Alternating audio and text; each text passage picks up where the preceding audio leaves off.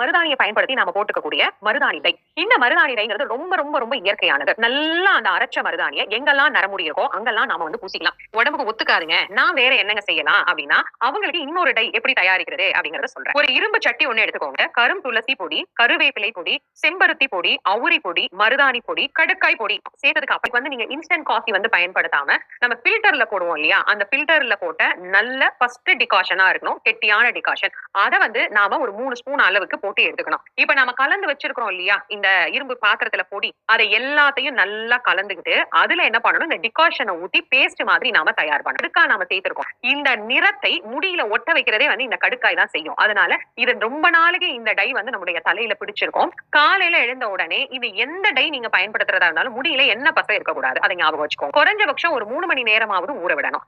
அந்த முடிய நல்ல இளம் சூடான நீர்ல தான் அலசணும். ஷாம்பு போட்டு அலசக்கூடாது. அதையும் நாம ஞாபகம் வச்சுக்கணும். இதை வந்து நல்லா தலை முழுக்கவே வந்து நீங்க சேர்த்துக்கலாம். ஏன்னா அதுல கருவேப்பிலை இருக்கு, செம்பருத்தி இருக்கு, எல்லாமே இருக்கு.